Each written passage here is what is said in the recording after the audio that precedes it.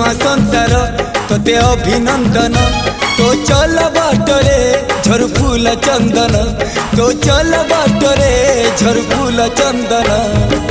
समयर चक्का भौरी घुरे घुरे फुले कांदनालो चढ़ीबु तू फूल सवारी धीरे धीरे फुले कांदनालो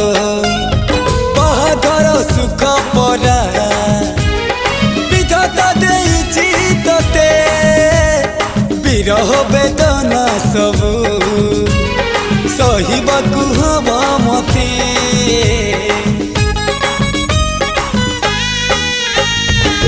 सिंथी तो रहेला सिंदूरी